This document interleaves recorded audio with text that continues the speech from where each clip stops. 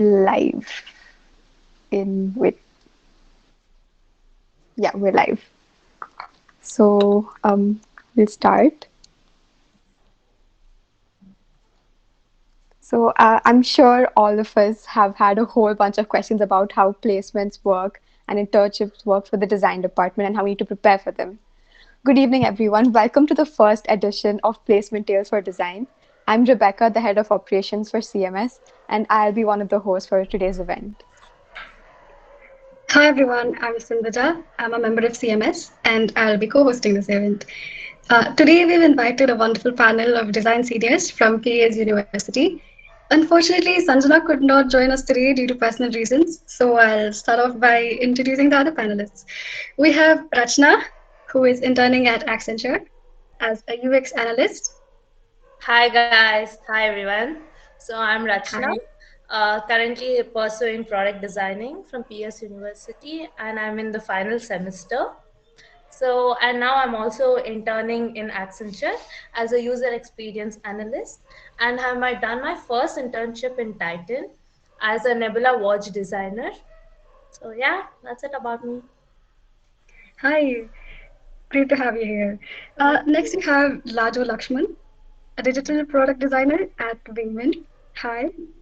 Hi, hey Sindhuja, thank you for the intro. I'm happy to be here. I think we have an intro section, so I will drone on about Yes. this again. For now, I'm just happy to be here. Yes, we do. Hi. Next, we have Sreejith Sasikumar, a junior design consultant at Datamatics Global Services. Hi. Then we have Sankarshan Joshi, a lead experience designer at Infosys.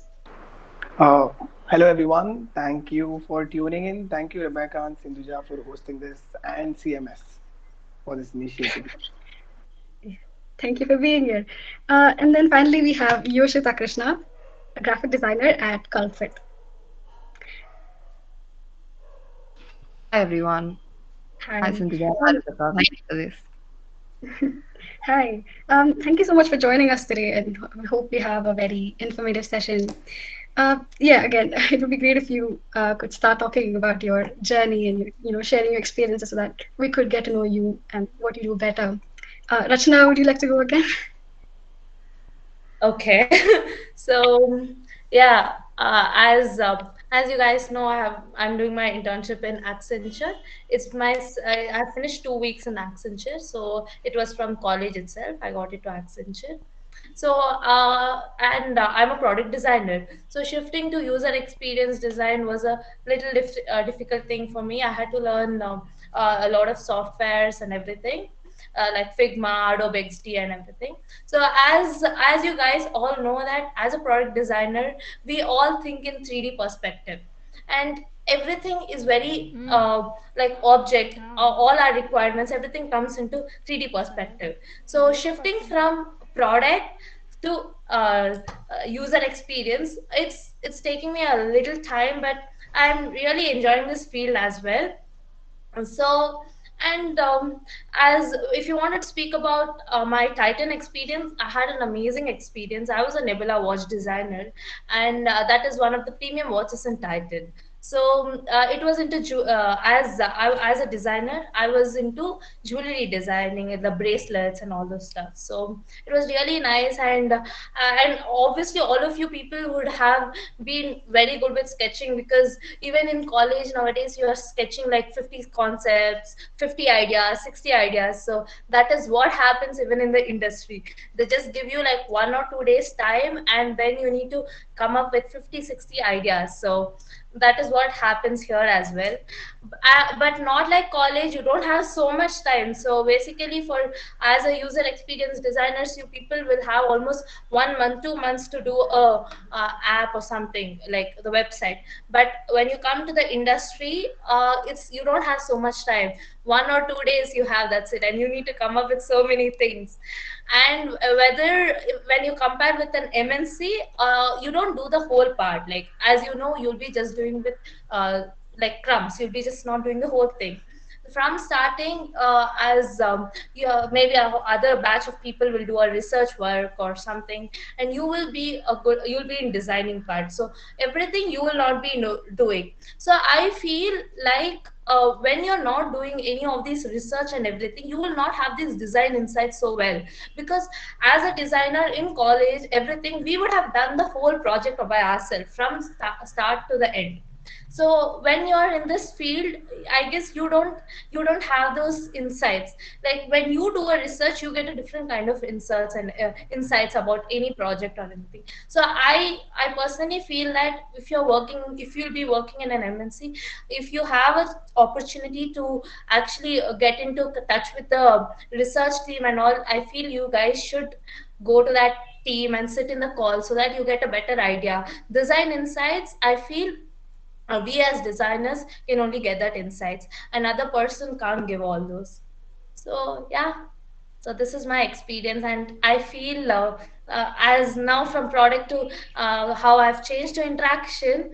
And one thing I can tell, that as everyone knows, design is a cyclic process. It's just not a linear process. You can't just like, today I'm doing research, today tomorrow I'm doing the ideation and then the concept and it's done. No, it's like the cyclic process. You should be doing it again and again. So even in industries, it's like that. Even though you have given 50 ideas, they may expect another 50 ideas. So you guys should be ready for that. Yeah, and that's it. So yeah. So all the best, guys, for everything. Thank you, Rachna. Okay, Sankarshan, would you like to go next? Okay, thank you. So, uh, like she mentioned, my name is Sankarshan for all those people who didn't get my name right for the first time. So, I did my bachelor's in interaction design. So, I am graduated. I right now I'm a lead experience designer in Infosys. So, to talk about my journey in PS in short, it was a roller coaster ride because, like, initially when you come to design, you have a lot of perception about what design is gonna be, right? And then eventually you're gonna do a lot of mistakes, and then you'll get one thing right, and then course of action changes. And that one thing that went right for me was doing an internship at Gestile. So when you are in college, you are sort of your own boss, right? And then you talk to your teachers and they give you feedback, and then it's sort of limited. But when you intern in a place which has a lot of designers and you have a design manager, and there is a set of hierarchy, right? So you work very differently there. And for a design to work well, it has to be scalable, right? And when you go and intern at a bigger companies, the scale is huge, and any design that you do, you think from the scalability perspective. And there are a lot of things that come with it. So yeah, that was one of my turning point out of all the things. And yeah, that's about it. And then I got my placement from college through one of our professors who shared the link. And yeah, here I am. Thank you for listening. Thank you. Lajo, do you want to go next? Sure. Thank you so much. Owing, I made a good old fashioned PPT. Sorry, just wanted to get a point through point. Okay, awesome. Um, okay, hi, my name is Lajo Lakshman. I'm a multidisciplinary designer and a UI UX designer. Right now, I currently serve as a product designer for Thriving Man. It's a company that I'll soon talk about. This is essentially the landing page for my online portfolio, so I just thought I'd put it here. So, contrary to a lot of popular journey and career paths that happen, I have never done an internship in my life. I jumped directly into freelance and independent practice. So right now I work as wingman product designer, like I mentioned, and these are a few of my ongoing and ex clients. So I had a lot of fun working with these people. It was for me, it was a very different experience because I did not have a helping hand from a direct perspective. I had mentors and I had seniors from other fields who, took up mentorship on the side to help people like me. So I think I did definitely progress a lot from that. With all my stints, I think I have done a variety of design work for them, starting from brand design to social media graphics to excessive marketing to building whole apps, building whole workflows.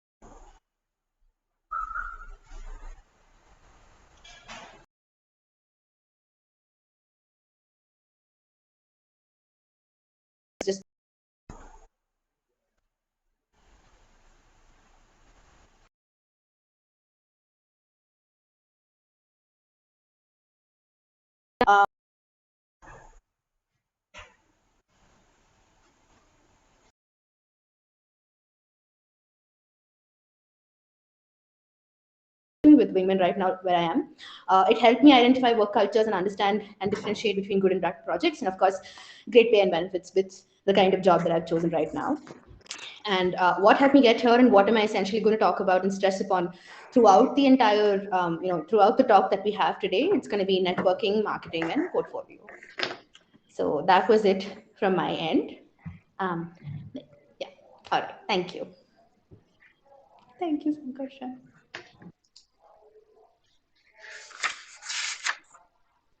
Thank you, Lajo. Sankar, sorry, Sreejith, do you want to go next? Yeah. Um, Hi Hello? guys. Yeah. Am I audible? Yes, yes, you are. Yeah, sure. So hi guys. Glad to be part of the meet and the webinar. So I'm Sreejith, junior design consultant at Datamatics Global. So the place where I would like to start my journey is like so basically I had an interest for web this web design from 10th standard itself. So see I used to like I used to see that uniqueness in from other coding, like this HTML and CSS and all. I mean I used to like it a lot, just for the sake that I want to design something. I want to see something visually appealing in the screen. So that's when I had that interest, budding at a very small time. And then afterwards, I did opt for CS. I mean, I opt CS for the plus one and plus two. Okay, that did. I mean, that didn't do actually a really good help when coming in terms of design, because that's completely back end related coding and stuff. But still, even then, I used to like this HTML and CSS just because of the sake that I want to see something good in websites, and I want to see the outcome as good thing. So unless other coding things, I liked this coding language a lot. Then I came across this thought that why not? Why do I have to learn coding for learning just this? No, just showing this. And then I just did a research and I just found many universities in India. But since I am based out of Bangalore, I did see PS University. I found about it, and then I just joined in. But the way I joined in was not through any UC or any other national entrance level design exams. It was basically through the PESU and PES entrance exam. I actually didn't even have the knowledge that an exam called UC even existed, because the time I was joining was not like, this industry didn't have a lot of exposure. And I mean, so many people didn't get to know what actually design is. So whether you go outside and ask, they say just whether it's an interior, are you an interior designer or a fashion designer? So they don't know what what actual designer is. So design is really vast. So then I opted B design. I joined here through the entrance exam, and then okay, first year did go. First year was a really big combination of all the things. If you guys know, like there you cannot really. I mean, I couldn't really shine a lot, but I by the first year experience, I got to know which is my strength and which is my weakness. So I took interaction design from there, and I was also not really good at sketching, as sketching was my weakness too. So then I took from second year I took interaction design, and I really liked creating for digital experiences. And even I learned a lot about graphic design also, which was a really good addition for an interaction designer, because UI design follows a lot of principle what graphic design follows. Like graphic design gives a base for every visual design visual design languages and everything. when it comes to UI and UX. So as from there, third year of the year when I took up an internship. So my internship wasn't just like an internship. So there are two types of internship. There is one internship where you go there and learn something from there. You just learn something new, but not like in terms of experience, but learn some new skill there. But here my internship was more like a freelance basically. So I did internship for a firm named Project 42 Labs. It was at Noida. It was work from home, of course. I worked on two live websites for them, and one of them is actually live also. So I had designed. So that was the time when I had actually got an opportunity to really interact with the development team and know things work in the. So apart from what a theoretical knowledge provides, I got to know what really the industry expects. And I got experience on how to handle clients and how to work on stuffs, and really good understanding how to keep really good understanding between the development team and the design team. So I was the only designer they had, and I had designed for them both the live websites. And then my second internship, that was also at January or something like 2020. IC technology. That was also for like 3 months. There also I did a similar work. Like I had built websites, core UI UX. There is nothing related to coding which I did. I was actually surprised. So there was a rumor going on that time that you need to know coding in order to be good at you. I mean, at least understand how it works like a live website. But I didn't even touch a single code when working there. So that was a rumor going on that time, but it's really not like that. And then I did attend some campus placements also from our college, a few companies. But yeah, despite that, I just went outside and I did create my Naukri profile. So Datamatics was an IT company. So they had actually contacted me when my finals was going on also itself. So I didn't immediately accept it because since the finals was going on and my thesis was going on. So I actually created then I took it up like the interviews and all these things. So giving a brief about the company I work, it's a tech based company, it's an IT company. It's an Indian MNC which works basically on providing tech solutions and product based services. And it has presence in 6 countries. So this here I had joined as a design consultant. It was a really it's still a really good experience. It's been 6 months or 7 months since I joined here. Um, I just joined on June or something, so it's still I'm learning a lot of good things here, which really helps me a lot in terms of experience. So yeah, that's it about myself. Thank you, Sreejith. Now finally, we have Yoshitha. Yoshitha. Uh, yeah. Hi guys. Can you guys see me? Yeah. Sankarshan, hi. He asked me to turn on my camera, so I'm here. But I'm really camera shy, so I'm going to turn it off now. So thanks. Yeah. So to talk about me, design was actually a hasty decision that I took up because, first of all, I was a science student back in PU, and I was graduating towards architecture.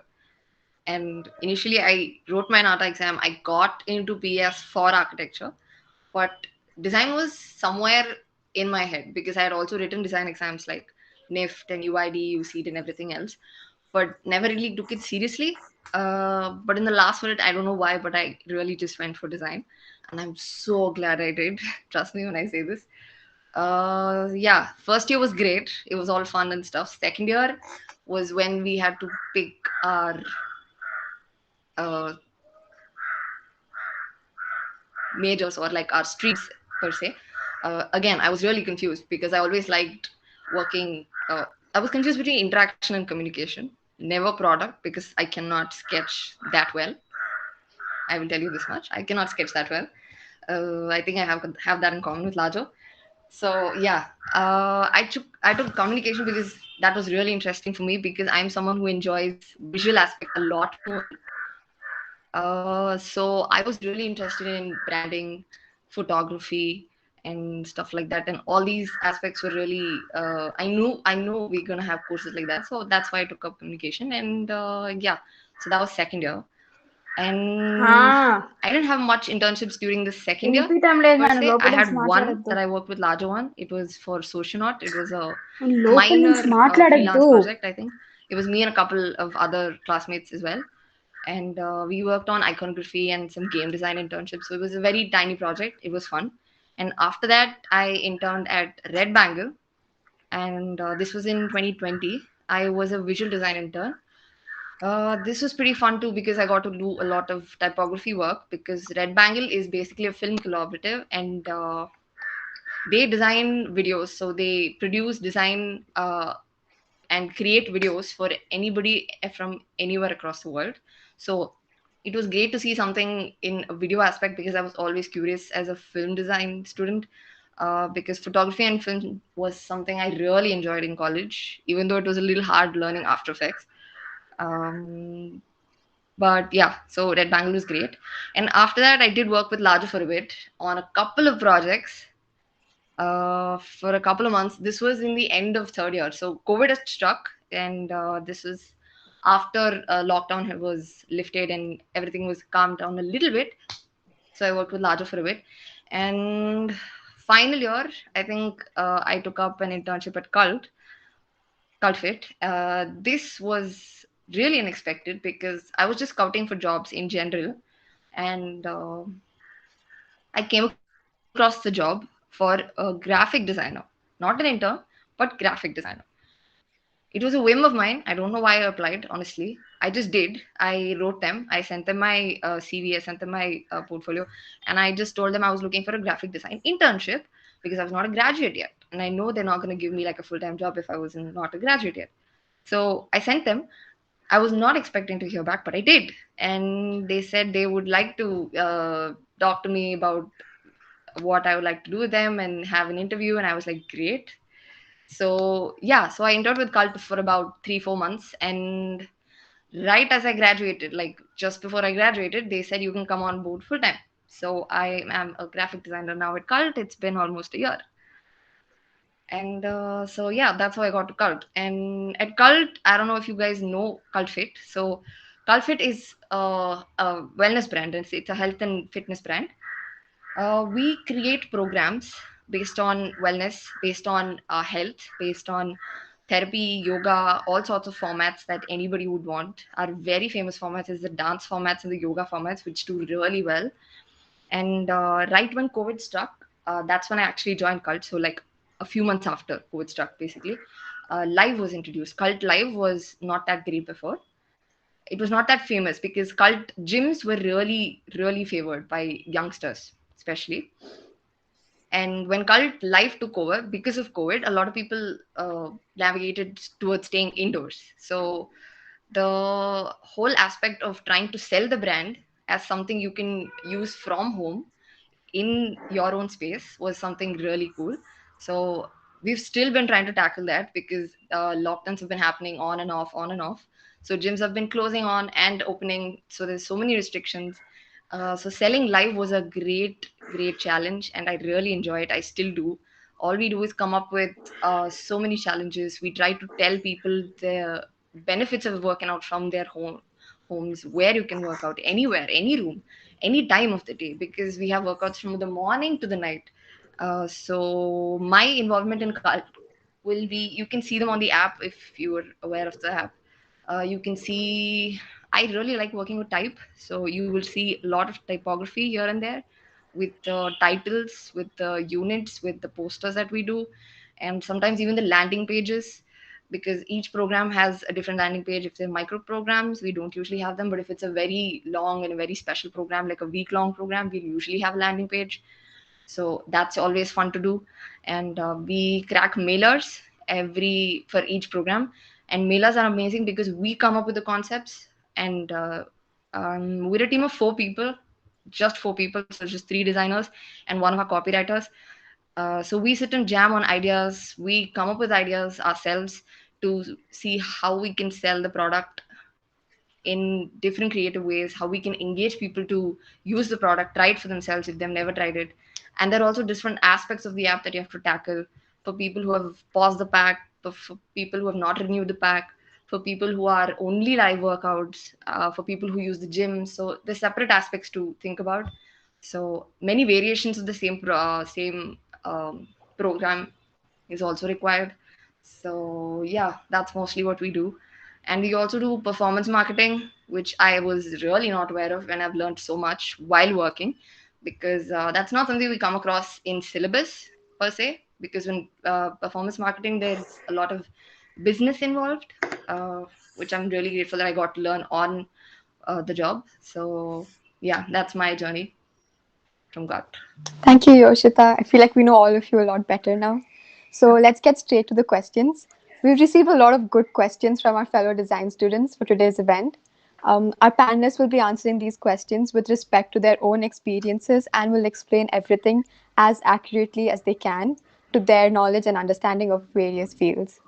So, Sindhija. Yeah, so the first question we have for today is when should we start taking up internships in college and how do we choose the right ones? And how did you guys manage time in college while doing your internships side by side? Yoshita, do you want to answer this? Yeah, sure. So, like I said, I started around my second year, but if you remember what Lajo was talking about, she's not done an internship at all. She jumped straight into freelance and like full time opportunities. She never interned. It worked out great for her.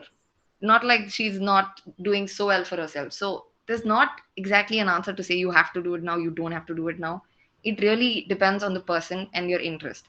So, I'm someone who would like to try everything, and I really jumped at any opportunity that I got. So when I was in college, during my second semester itself, second or third, I'm not sure. Yeah, I think second and third between these two. PA students will know this. There's a collaborative cell in PS. It's called PESU-IO. So I worked as an intern in PESU-IO while we had college. So after college, after college hours, around 2 to 3 hours, and maybe 2 to 3 days a week, yeah, it was me and a couple of my classmates as well. So we just worked as designers. So basic social media stuff there, uh, print design, posters, banners for the college, something like that. So it was just something else that I could do apart from my assignments in college. Something else that I got to learn, something just new. Basically, it's not gonna add to your work. If you're someone who does not want to do any extra work, you're just happy with the college work and you're okay with learning, and you just go back, use YouTube as your references. That's still great. If that works for you, that works for you. I wanted a little more of a hands-on experience where I can work with people to learn. So I actually jumped at any opportunity I got. That's probably why I have a little bit of internships here and there.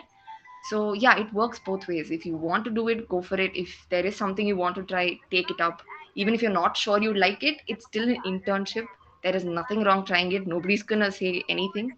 So all I would say is try it. If you have a slightest doubt that you might like it or might not like it, just try it and you'll figure it out. So yeah.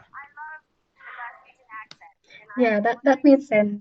Uh, again, back to the question about how you choose the right ones, because when we start looking for internships, there's like a million of them. You go on LinkedIn, Internshala, whatever. How did you choose your internships? Because that's really important, right? Where you do your internships and what you work as. So how did you choose them? Does anyone want to answer this? Can I take that up? Yeah, yeah, sure. So, personally, if you ask me, there is no such thing as a good internship because any internship that you do, either you're going to like the job or you're not going to like the job. And these are two important like data points. So, when I think as a designers, there are a lot of things that you can do, right? And it's always important to understand what you don't like. So that in that way, if there are 100 options, then you can start canceling out things and then you will get closer to what you like doing. So, like Yoshita said, I mean, I differ in certain aspects to that. Personally, I feel internships are very important. Like, you keep doing that. But I think whatever opportunity you get, just grab it and then see for yourself if you're going to like it or not. And LinkedIn is a great place. Internshala, I mean, Internshala is a good place to get internships, but the sort of jobs that you get there are very limited But if you go to LinkedIn, you get to see more of what the company does. So before applying for any internship, you would want to know what the nature of the job is going to be like, right? So in that sense, you get to see what the company does. So if you like the nature of the work, then that's going to help. So yeah, LinkedIn, in my opinion, would be on the top most for any internships or applying job, and then intern shala. Yeah. Okay, yeah. Thank you, Sankarshan. Thank you, Yoshita. The next question is, how do we prepare a good portfolio? What should it, consist of? It's a very general question. It's an obvious question that's going to come up. Lajo, do you want to answer this? Okay. So, I think anyone watching and everyone here can um, for sure assure me that at some point in their life they've gone and Googled, how do I make a good portfolio, right? It's something design students are taught to really stress upon. It's basically your bread and butter. It's something that's going to determine your bread and butter, where you're going to go, how you're going to go, what your journey is going to be, and all of that. But a really cool trick I learned during freelance with regards to portfolio, which made me crack 90 to 95% of whatever application I was putting, irrespective of the type of job, was this, which I'm about to share. So essentially, what freelance teaches you is business management, right? It's apart from your core skill, it's business management, and the primary thing you need to do, specifically if you're doing it all alone, is sell. So a portfolio, in a way, is a form of sales, right? So essentially, what do you do when when you really want to impress a person, when you really want to impress a business or a client or an employer or whatever it is? You try to find as many relationship factors with them as you can. People do this in a very in different ways. I think one thing that, I mean, junior designers are going to soon learn in college, and things that we all are taught, is the power of a relationship, the power of being able to relate, and the power of familiarity, right? When you have something in common with, let's say, a person or maybe an interviewer, you guys discover you've been to the same college, there's always an interesting element of conversation. So what do you do in your portfolio when you're not around and there's like this huge canvas filled with work, where the work has to speak to your person? So you essentially have to sit down and study the business and understand what they do and how your work aligns with what they have to showcase. Sit with me for a while, I will come to this, right? And it's also about how much of a relationship you will build with your employer through your portfolio. So that's like the foundation of what I'm trying to say. Now, at the same time, it's really important for people to understand there is no one portfolio. You will never have only one portfolio. You will have many portfolios. It will evolve with time. It will change according to employer, and it's also good if you change it according to who you're approaching, right? There is a huge chunk of work. Essentially, that's all your work that you've done, and then there's you. Gift wrapping it into little pieces as different portfolios. Now, if you're applying to maybe like a marketing firm to work with them as a UI designer or whatnot, you would want to showcase XYZ type of skills. If you're trying to apply for a highly tech oriented firm, then you don't have to focus so much on the design detail. You have to showcase how well you know the backend, right? So there are different ways in which the industry works, and it's really important to sort of understand how you can align yourself. So some things that I think a good portfolio should have. Number one is, you talk about the grand scope of things. Don't just highlight your success. I think that's a really big mistake that designers make, young designers. Nobody is expecting you to be perfect. You are young and naive in their eyes. You have just come out of college, and as long as you're willing to push yourself to work forward and do a good job, people see perseverance and people see consistency as a bigger skill set than you being extremely good in XYZ direction or XYZ parts of the field, right? Nobody wants you to be specialized. You actually hit your specialization a good 5 to 6 years into the industry, right away you're not hitting it. So right away, what do you need to showcase? You need to showcase variety. You need to showcase a sense of curiosity. Some ambiguity is of course always welcome, but you do not have to be perfect. The benefits of honesty: if you went wrong or if one of your concepts did not work out, include it in your portfolio, because that's what when it comes to young recruitment, young talent, and this is something I've heard from a hiring board, they want to know how you tackle failures. They want to know how you tackle, they have a very deep connection to the way you perceive things. So if you're someone who's easily demotivated through a failure, they will try to train you in a way where you can tackle a problem. Because here's the thing, every long-term relationship is sinusoidal. There is no, oh, it's always going to be great and it's always going to be bad. There are good days and bad days. You will cry and you will laugh at the same time, right? That's the philosophy of work. There is no, oh, I'm going to crack the job. Everybody assumes that cracking the job is your 0 to 100. The truth is 0 to 1 is you cracking your job. How you sustain in that job is your 1 to 100, right? And as somebody, I have worked with 60 plus clients in the last like 5 years. And at the end of it, I just wanted a full time job where I could sit down and I could just focus on that one product and live with it for the next 4.5 years and see how I fare, right? So be honest, that's really important.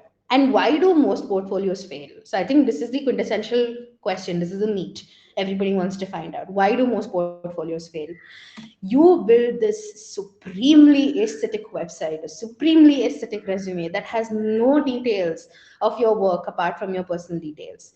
You're trying to exhibit your aesthetics through your portfolio, like the core content of your portfolio. No, do not do that.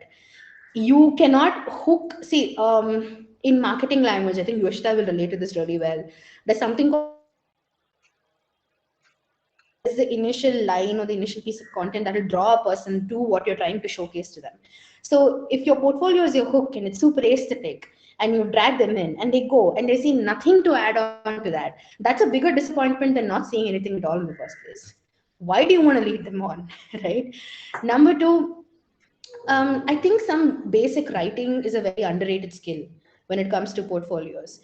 Design writing is actually really valued on top of the, nobody really benefits from a gallery of 10 pictures that you want to put of the final product. Talk about it. If you don't feel confident enough with writing or your language or whatever, that you can find resources online who can help, or you can even hire people who will help you out for a nominal fare. I think that's an investment and it's really good at what you do. Fourthly, is you don't customize your portfolio. If I'm from the food industry and I'm trying to apply for a job in the food industry, and if you're going to show me things that, probably something related to tech or something related to something that I'm not looking at all, right, looking at for it all, then you're making me work. You're making me look for the potential while ideally I should be seeing it right there, right? And regularly updating your portfolio is another big reason why most portfolios fail. This is not just about adding more projects, but it's also adding layers to your existing projects. So yeah, I think another important point I would like to add over there is never let them only read your portfolio. It's always important to sit down and sort of walk people through the entire process and talk to them if you're not so confident about your writing. And it doesn't necessarily have to be a website. It can be a PDF, it can even be an Instagram page for all you care, as long as you sit with someone and take the time out to explain. I personally did not have a portfolio until last year. So end of last year. So my portfolio is very new. So as long as you sit down and talk to people and make them understand your thought process, that's how you make a good sale. So yeah. Yes. And also the other thing is, as designers, portfolio is something that's very intimidating, right? Like when you go talk to somebody, if you are a designer and your teachers are pushing you to create a portfolio, you will start thinking a lot, right? Like you start analyzing a lot, and that sort of leads to paralysis. Like you think about it a lot, but when it comes to actually putting it there, you are like speculating a lot of things. Is it good enough to go in my portfolio? Is it bad? Do I need to work on a better projects? But on a baseline, right? Like Lajo clearly explained all the things that she learned over the period of times in terms of portfolio. But personally, what I feel is at the base level, you need to have a portfolio. That's all. Like create a portfolio, and you don't even have to put a lot of efforts. So you study for 4 years, 8 semesters, which means you have 8 major projects. So this major project, if you can consolidate it, so at the end of the semester you do a presentation to jury, right? Just put that on your Behance. You don't even have to break your head thinking how do I make it like amazing and all of that, because eventually you're gonna learn, because initially all you do is just overthink and sit things through, like is it gonna work, is it not gonna work. So technically 8 semesters, that means 8 major projects and 8 minor projects, so you have 16 projects in total, and all you need in your portfolio is just 4 solid projects, which will help whoever wants to hire you or whatever better understand how you like take up a project and what you do. So more than your project being good, they would see if you have the capability to get better, like what are the steps that you took, because they know that they're gonna be mentoring you and all of that, like making you better. But yeah, and also even in work also there is a different portfolio. So right now I am a design or lead experience designer at Infosys, right?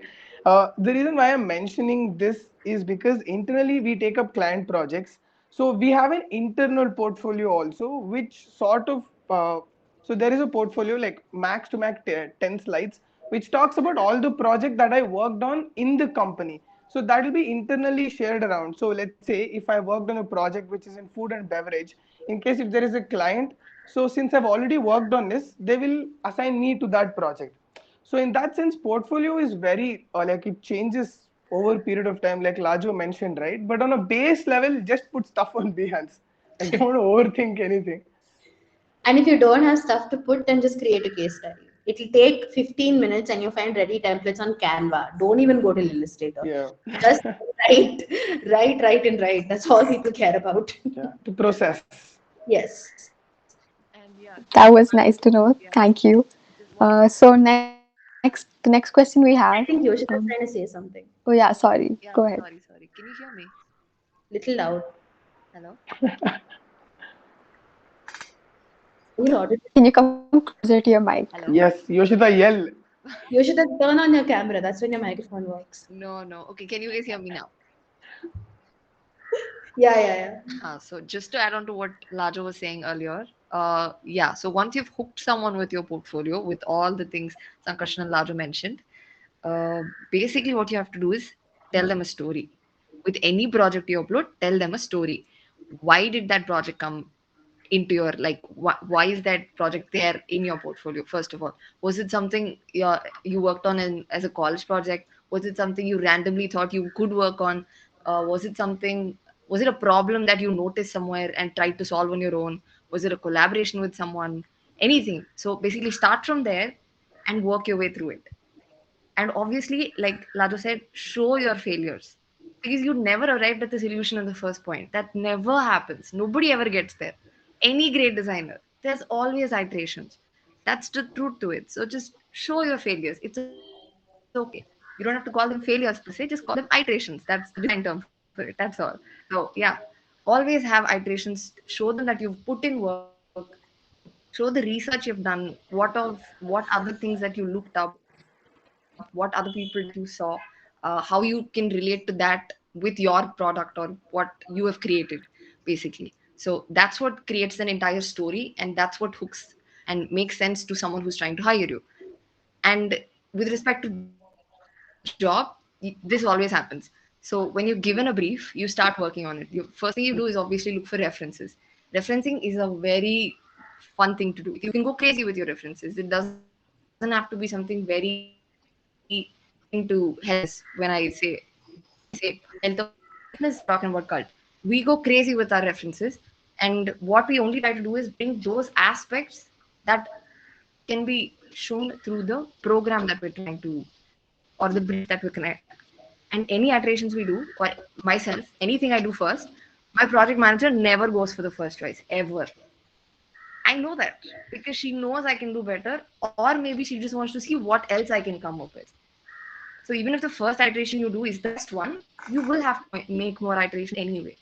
So always show your iterations. The best way is maybe the project manager is wise, obviously, because they're project managers. So they'll come up with a way to combine two of your ideas in a way you did not think was possible. People are paying based on concepts and stuff. I was so used to building maybe 3 4 solid concepts and then one getting picked, and me Correct, nailing this, correct. yeah, nailing the solid concepts Yeah, first round took like 3 years. correct. Pakka. And a lot of trauma. But Yeah. the point is, when what really happens there is when I went to work, the only thing, and I'm fortunate enough that actually the current job I work at, my mentor referred me and I work with him right now. Every time I sit on a call, the first thing he tells me are ideations, iterations. These are not enough. I can show him 50 and he will ask me to come up with 50 more. Because you have to simulate your brain to work that much to arrive at the right thing. And it's not even about, it doesn't have to even be like a 100% finished concept. Even if you build something to 20% and someone sees potential in it, they will push you to build it. I'm sure even, I think, Rachna, when you were working on Watches at Titan, I'm pretty sure they like juiced you. Yes, that's Yeah, 100% true. yeah. I was just telling, I was also thinking about my Titan story itself, So, because whatever you do, they find some or the other thing in that. yeah. Like even one small line matters a lot. The way how you sketch, even the small line has a lot of this thing. So yeah, that sketching, especially as a product designer, I guess that is the main thing. Even though they don't tell that, as in we are not artists and all, they tell no to sketch, but I feel as a product designer, when I did it in Titan, I had sketched so much, and but it actually gave me a lot of experience after doing that also, I feel. Because the way in college we are taught is completely different when you are in the industry. The way Right. you design, everything is completely different. The how you think is so different. Like I guess even in college, in our first semester or something, we had this biomimicry or something like that, right?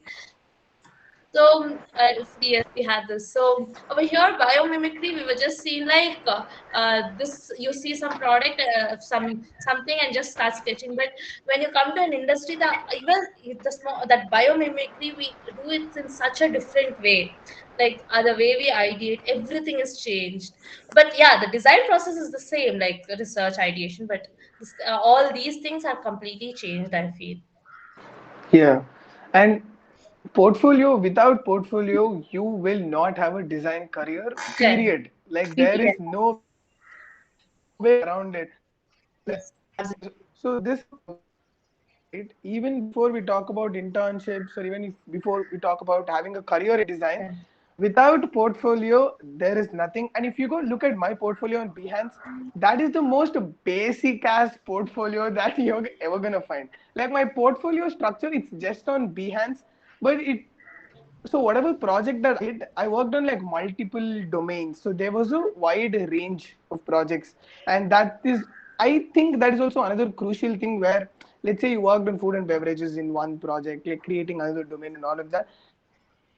When they look at this, right, they need to get an idea that you are something that they can mold into what they want. Like, basically, they need to see potential, and you don't need to have like a Picasso level portfolio. But yeah. You know what I did? I invested like a lot of time when I was in my second year to get projects because I was like going mad. So I put a lot of time into this very minimalist business card with like this really fancy textured paper and went and gave it to everyone. So it gave them the impression that I'm a good designer. So they just called me sometimes. Oh, I remember this Yeah, business card. it just had my name. It had that, oh, she's classy kind of vibe. So it just had It my was name. so minimal, guys. It looked so fancy. Trust me. It was like he's from a firm and someone else is like giving it. I'm like, oh my god. I think the paper was like, I think I still have one.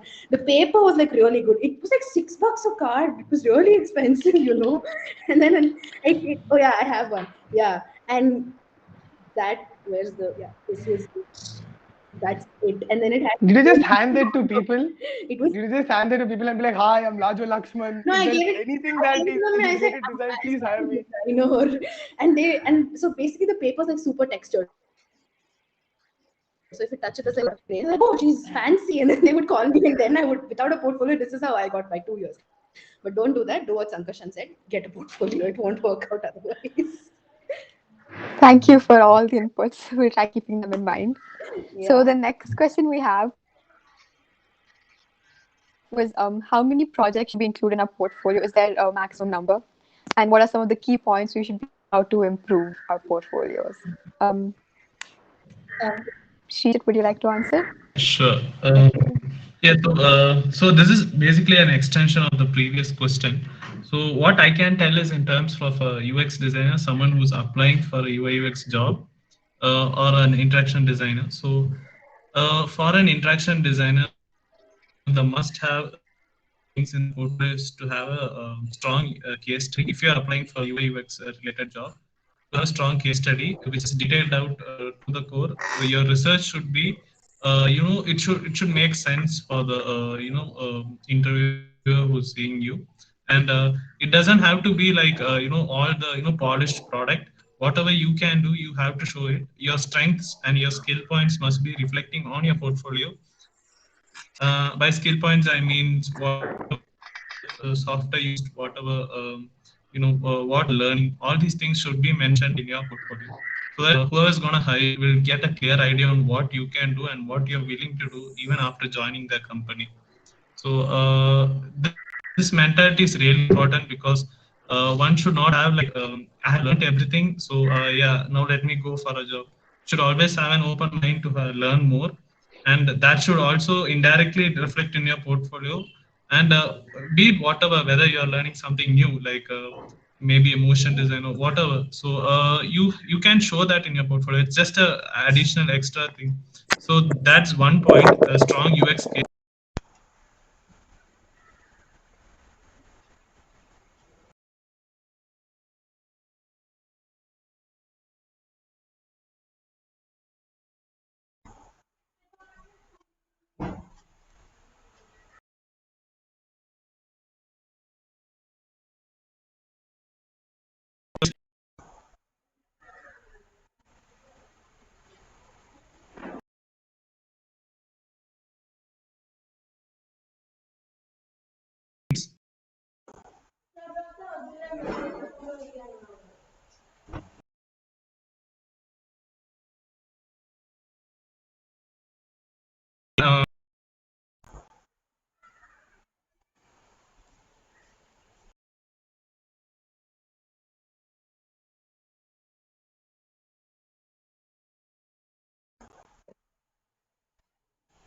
go down because of that. Because it's your project and you have a clear idea on what it is. So be strong, believe in what you're presenting, and have that positive hope. Like don't just get down for be down for a single question which is completely making you down. So be positive and show your portfolio with that intent. I personally have a personal website, portfolio website.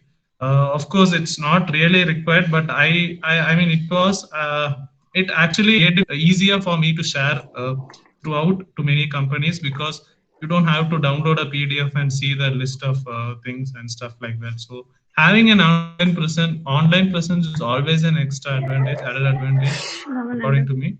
So yeah, that's how for a UX designer, that's how the portfolio should be. Is what my To answer the number of projects, I think so. The number that I have heard often is four. So, like 3 to 4 projects you can have in your portfolio.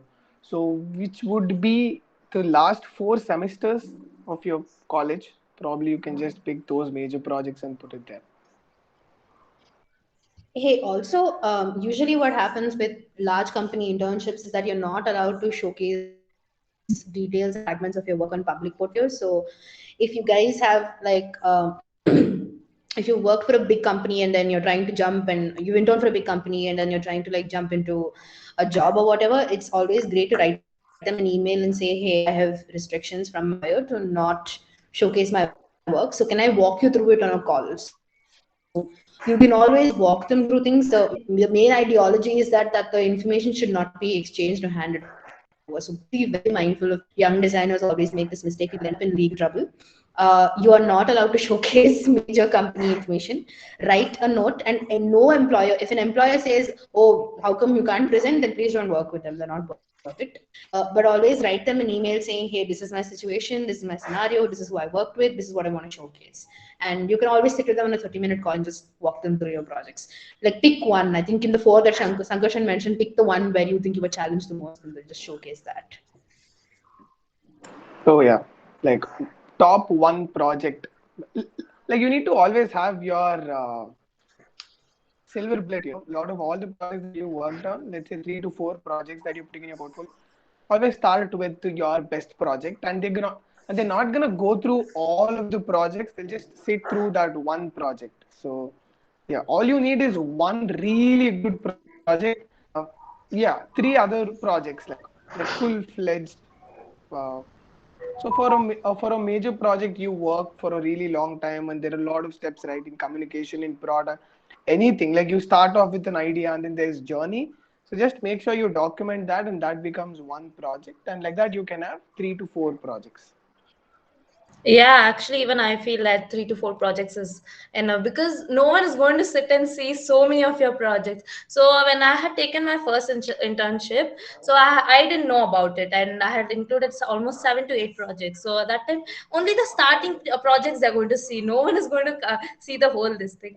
And I feel one more thing about our thesis project. Like when we do a thesis project, I feel that can be shown to your like companies if you're going, because you're doing so much research into that, and from first till the last only you will be doing. But whereas in other projects and all, you'll be either in groups and all for doing this so much process. I feel everyone should be really focused during that thesis project, and that has a lot of impact. And especially that publishing paper and everything, you can put it in your portfolio, or and I've also done a website, so there also I've put. And I feel my thesis project, even in my Accenture internship also, they all speak about it, because the research that I have done, the process I have followed, everything is shown in that.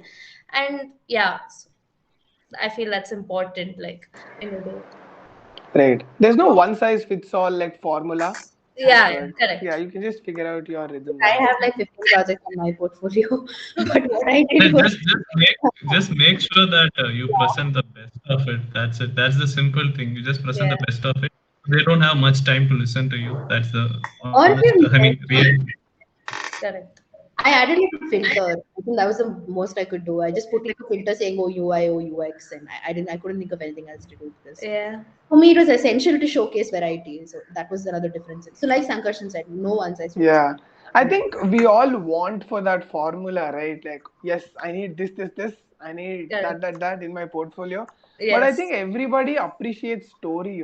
Like, no matter any project that you put in, just Hmm. put like your story into it. And I think they appreciate that uniqueness. So you don't need to have like a one size fits all portfolio Yes. or a template for that matter. Yeah, even I feel that actually.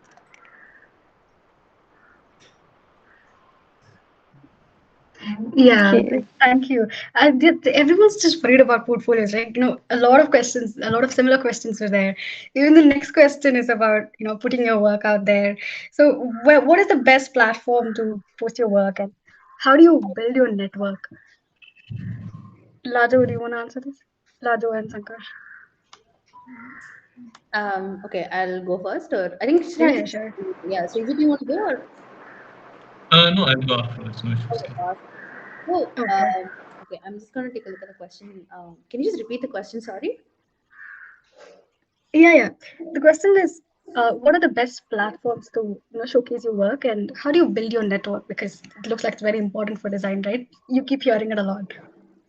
Building Okay. your network and Okay. So, okay. So, building a network is a very human. Lajo has been waiting for this question from the past 4 years of her life. Yes, Lajo, go ahead. well, good for us then. If I join PES, God forbid, as a teacher, I will just talk about networking and marketing. That will be my subject. So, and something I should also commend Sankarshan about, because God knows how many people he's met through his podcast. And at one point, I was a little jealous. I will not lie. So, So see, networking is a very individual, very personal process. There's again no one formula, like we said. So different people try different things, right? And if you've seen the way networking and marketing are kind of interconnected, you're essentially trying to build like a community, or building this tiny little community of people for yourself, or you're building like this. So if you ask me, Lajo, what are your major networks? The first network I will say is work. Second, I will say pet parent network. I know so many people in this community because I live alone with two dogs, right? So it's essentially getting to know people. It's like how, if you have, okay, I'll tell you what, I'll just simplify this to you. If you go to the gym and you have a bunch of friends that are all, into fitness, that's your network. If I have puppies, so my veterinarians, my groomers, my other paw friends, and people who we go take our dogs out with, that's my network. It's as simple as that. It's just bonding with people with similar interests that has nothing to do with monetary gain or disgain. Number one.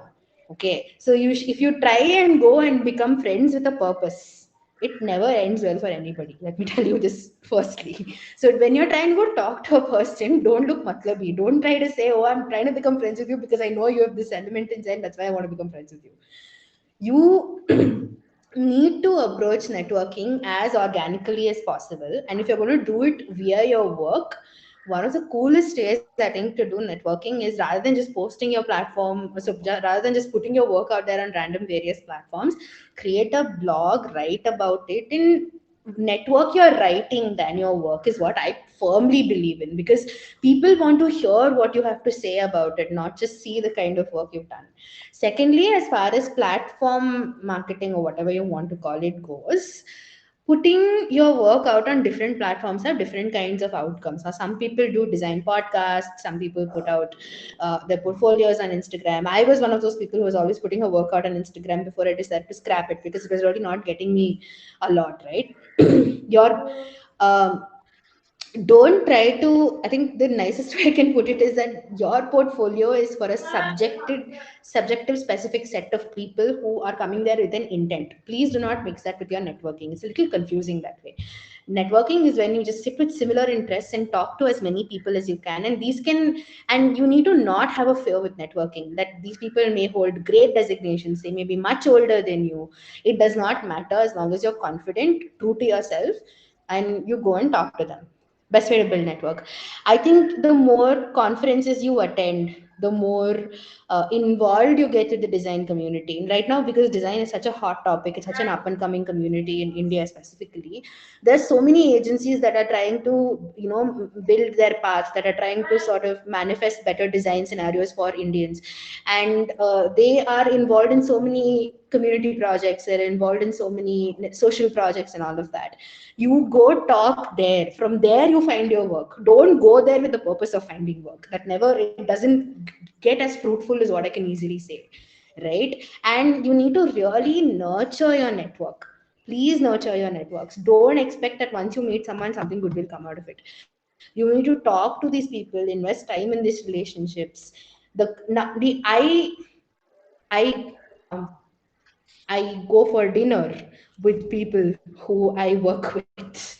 I, and I, and these are fun activities we do. And then you try to find more activities in common, and then that's how it works, right? You try and have as much fun with these people as you can, and then you see how you can manifest the work part of it. And this is how I've landed 95% of my projects and my job. I got my job through a person I met during my networking, and I work under him now. It's probably the best thing that's happened to me till now. And I hope he's. So this is what I have to say about putting your work out there on platforms and networking. So that being the one aspect of it. The other part is, there are platforms like Fiverr and Freelancer and uh, the next new thing that's going to come up in another 5 years or whatever. And when it comes to this, I think indie folios are again like a very up and hot coming, like hot thing that's happening right now. So yeah, and Indifolio is actually really nice. By the way, I know the founder. It's a very interesting concept. You guys can always try it out for good projects. So when it comes to things like these, um, See, it's good to try your luck to try and build a portfolio out of it. From my experience, it's a rat race. It's honestly, those kind of platforms are packed with people, and I don't really believe in will you do this work for $10 and 50 people come and say yes, yes, we'll do it for $10. Like, I don't endorse that concept, frankly speaking, because then I feel like a lot of your it really depends on each person. It's definitely not for me. You can try to build on some work experience, but it's not something I benefit from in the long run, because you never know, you're entering into a very unrealistic pool of competitors, where someone's probably paying a large amount of money to the platform itself, to be boosted. All of these politics will be there. So as far as getting into networks is maybe to build your experience, but please nurture people, not the job. That's something I will tell you, like, bank on. Right, right. And also, Lajo is the kind of a person who really likes that. Like she's an extrovert and she talks to people and she makes instant connection that, and that's her plus point. Yeah. And not everybody is like that, right? And have a good relationship with them. If you don't like to like new people, if you're not the kind of person who is an extrovert, or if you don't like that type of networking, then you can always go to your teachers. And there are also clubs, right? Like there is another question that was initially when you guys shared the list of questions that we might be getting. Out of that, one aspect was club, right? And Yoshita here, I think out of all the people, she is everywhere. Like in terms of club, like she's doing photography, she's designing somewhere, and she's designing elsewhere. And like you know, in any friend circle, like she's gonna be there doing something. So I think even clubs will also help you, even though you don't get direct connections from that. So I was part of theater club, and then that's how I met this person who had his own production company, and I did one gig for them where I designed posters for them. So my intention of joining the theater club was not to get a client, but you can just be a part of clubs, and so yeah, some or the other way you'll get it. So in this teachers and college clubs. Them is the other thing I realized was that keeping up with their top agency name, they're doing a great amount of good work, but they were doing it in industrial design. I had the brand name analogy on it, but I was doing UI UX, and there was like one team for VD, and we were visual design, and we were working with that. And what I noticed was that it ended up becoming like, while the work is amazing, the people are great, and all that jazz, the process was very similar to most of the other agencies you see.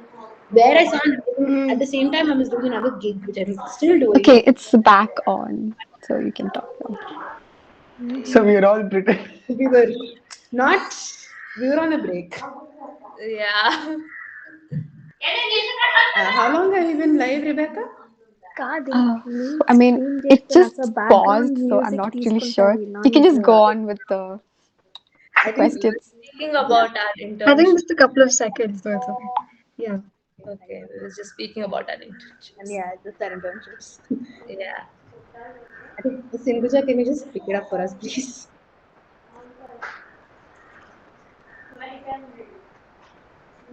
Hello? Hello. So I Yeah, think yeah, we one can sec. continue with. I'm Uh, so sorry, I was on mute.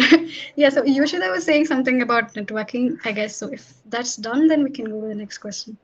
Yeah, can you just pick it up for us, like the next question, maybe? Yeah, just go for the next question. I Yes, guess. for What are sure. the questions? Yeah. Yeah, we lost track.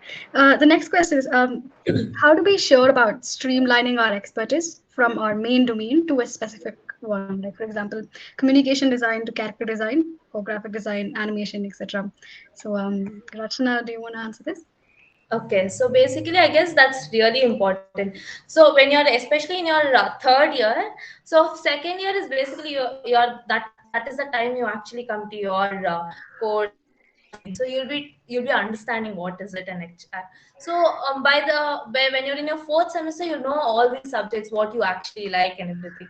So one thing I want to tell is follow your heart. Whatever you like, I guess you should do that. Again, now first of all, designing is something like what we really like only we can do, because there's nothing like mugging up or smugging up or doing anything like that. So and in your fourth year you'll I mean in your second year you'll almost know all the subjects and everything. So from third year you can start focusing on what you actually like, and you can start building up your portfolio at that time and everything. When you take in a product perspective, I used to like furniture designing, and I had also taken packaging design. So I really like those two things, and most of my projects, especially in my portfolio projects, it's related to furniture as well as packaging design. So I feel in your especially after in your fourth semester or something, you can start with that. Okay, yeah. Sankarshan, do you have anything to add? Uh, if I'm getting the question right, it's regarding specialization, right? Like when is the right Yes, time to specialize? Is that the question? yes. That, and how do you like decide? How do you be sure about what to specialize Okay. in? So personally, I disagree to certain like traditional norms in terms of specialization because you're still in your bachelor's. Like, so when you come out of your bachelor's, it's always better to experiment a lot of different things. I think so. In corporate, this is how the specialization works. Over the period of time, whatever domains, it's not even like specific to UI UX whatever. So whatever domains that they've worked in, right, that sort of becomes a specialization, and you just find yourself into that particular specialization. It's not something that you pick and choose because so in this let's take communication design, because like so far we've been talking just about UI UX, right? So in communication design, let's say when you're building a brand, there are it's a process, right? Like there's a lot that goes, and when you go to a bigger companies, this entire thing will be broken into chunks, and each department will be led by one person, and that is their specialization, right? So I think eventually you will end up there. So in bachelor's, you don't need to sit and think about your specialization. You can just experiment with a lot of different domains. If you like that, do that and put that in your portfolio. Yeah. Yeah. Yoshida, did you want to answer this? Yeah. Can you hear me now? Yes, but it's still a little feeble. One second. Yoshita, yell. Hello. Hello. Yeah, Is it better now? it's still the same. One I second. think I can manage with this. Yeah. Okay, so basically, what I wanted to say is just to back up Sankarshan's point, there is really no need for you to stress on what you need to pick as a major, or basically think of what you need to specialize in, because in bachelor you're really taught a little bit of everything. That's how it goes, any program basically. You're taught a little bit of everything, because when you start working, you will ask, okay, when you start interning especially, you will be asked to do a little bit of everything in any company you work with. So let's say you work for a design agency. So there will be a little bit of ideation that you will work in. There'll be a little bit of social media branding. There'll be a little bit of referencing, a little bit of illustration, something to do with photography. I'm just talking with respect to communication design right now. So a little bit of photography, a little bit of field research maybe, and something like this. So you will be asked to do a little bit of everything. So you're not really required to do something in particular very well. Little bit of everything. If you know the process and if you know exactly how to do it right, then you're good to go. And when you start working full time, it's not a drastic change. You're just assigned one role basically. That's your designation, that's your job designation. But that doesn't mean you're not doing the other things. This entire role will also include this little bit bits and pieces of the things you were doing as an intern. And when you come to specialization as such, that only happens later in work, like 4 to 5 years later down the line. It happens gradually. So really don't stress about it now, is what I'd say. Yeah. Yeah, but won't we end up at manage? I mean, this is something I want to ask like everyone here, like Yeah. everyone here. Don't you also see then we actually think it's 4 5 years into work and then you end up with a specialization? But don't you see that when you're 4 5 years into work, the hierarchy kind of changes into like a management thing, and then you Correct. decide my skill will come into. Correct. That is Exactly. a little more than, I mean, that's what I see in our company. Sorry to interrupt, guys. Actually, I have a meeting right now, so I need to quit. I'm really sorry for that. That's Sorry. Yeah, so fine. sorry to keep. We're Yeah, glad you could thank you for join. being here. Yeah. Thank you. Thank you so much. It Thank was you. really nice talking to all of you. All right. Yeah. Feelings mutual. Have a great day. Yeah, thank you. Same Bye, to you. Rachana. Bye bye. Thank you. Thank you. Thank you. So continuing, I feel like a lot of us see a lot of managerial positions where one person sort of trying to put everything together and then they sort of venture out into something more. I think it's different for everyone, but that's what I've seen. I've seen a lot of managerial roles at a sub level, like after 4 5 years into the industry. Yeah, I think if you pick up a specialization, right, you are Yeah. gonna be used as a tool for to get that particular job done.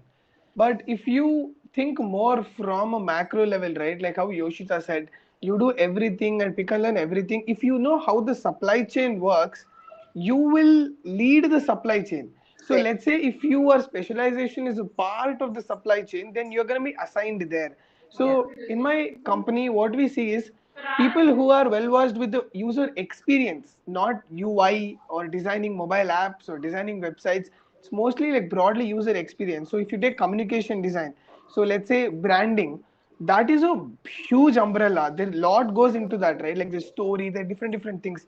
If your skill set is designing logos, or if your skill set is designing posters like graphic design, then you will be used as a tool to get that particular job done. So it's a, like, don't go deeper into specialization, but you can still have liking towards a particular thing. And also as young designers, you have to dip your toes everywhere, yeah, Yeah. because it's such an interconnected industry. Like you have no idea, it's so interconnected.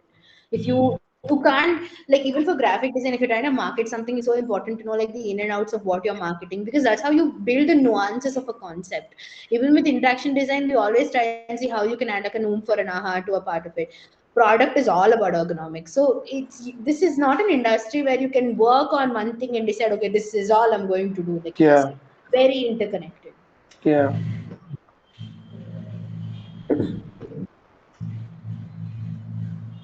Srijit, are you trying to say something? Yeah, am I audible now? Yeah, Yes, yeah. yes, you are. Yeah, so basically, I just wanted to add on to this point. Like, see, you specialization in the terms of, I'm assuming that this is specialization regarding the college, right? What they after first year, what's the specialization? So before you take a specialization, make sure that you know what is there in that specialization, because there are chances the way our course is structured. I don't know. I'm not updated with the current way, but as of now, like from 2017, the scrolls was structured in a way that okay, I'll say you one loophole which was there, like graphic design was only applicable for interaction and communication design. So product designers didn't get an opportunity to learn graphic design. So that's a major letback. So you just have to know, have a knowledge on what to learn, because learning, when we in fact had a faculty named Miss Nandita, she literally improved our life by teaching that graphic design. So I mean that is very core, whether it's product or interaction or communication. So things like this might get structured in a different way in your course, whatever you're saying in your colleges. So make sure that you have an alignment. In interaction, if you see, you have AR, VR, all these things being learned, being taught, and even up to an extent, even the user-centered design aspect, the human computer interaction, all these things are taught in interaction. So you won't get to know, like if you go to that things, those things are being missed out in product a bit, or maybe in communication also. So just make sure that you know what is in every specialization, and by the end of the by second semester, they usually give a project like which will basically make you change your mindset into which you like they have some one project for interaction, they should give you one project for product, and they give you from project from communication too in the second semester, if I don't, if I do remember. So that way you can, I mean, you'll get at least a brief idea on what is your interest. So then based on that, even after you go to maybe communication, interaction, or product, you will get an you will still, it is still broad, it's not still narrow. That's also broad, like interaction is also very broad. So from there you have to keep on narrowing. So but once you go to the industry, your skill set should always be in the T shape, which is you would be narrow. Then you have to keep on experimenting in other things, and you have to keep on learning new things in order to survive in this industry. That is one main thing. So that's it. Okay, thank you for that. So, does anyone want to add anything, or should I move on to the next question? I think you Okay. can we can move on. So the next question we have was how do we prepare for interviews and how do we get good jobs if not through placements? Um, Whoever wants to answer can go. Okay. Can I take this one? Yeah, Yeah. sure. Yeah. Okay.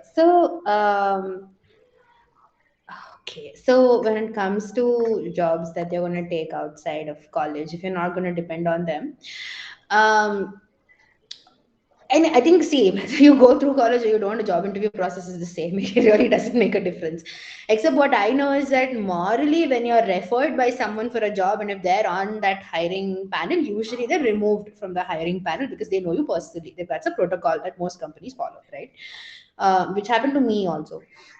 So I think how you prepare for an interview is like, see, you are evaluated by your individual capacity to solve problems. Now you need to understand that this is a two-way fit. You, while trying to see whether you're great for the company, it's very important to see whether this company works out for you, right? So before you apply for your first job, this is why it's vital to get some experience before jumping into your first job, because it's always good, see, on a resume, and this comes from a lot of people I have known in my life who have 10 plus years of experience, that it's good on your resume to show that you stick with the company full time, because that's a very different kind of growth that you don't see when you do like maybe a freelance project or maybe like a short stint, right? So definitely brownie points are going to stick with the company for at least a year or 2 years. So this is a 2 year commitment you're making. Your life is going to be about that company for the next 2 years, right? So please see if it's a two-way fit. Point number one. Point number two, don't stress out and try to brush all your basics. From what I know, dude, I have written n number of interviews right now, startups, SMEs, MSEs, MNCs, and nobody sat down and asked me what composition, contrast, and balance is. Like, nobody gives a shit also. Like, nobody wants to know the theoretical definition, right? They will evaluate how you use your foundational skills in your project. So please don't sit and try to do theories. They're not going to work out.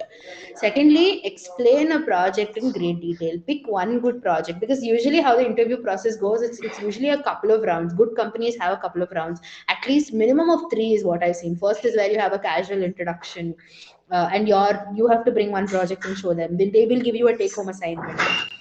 Some more picky companies will have different hierarchical rounds also. You will have a level with a team once, and a manager, then a head, and all of that.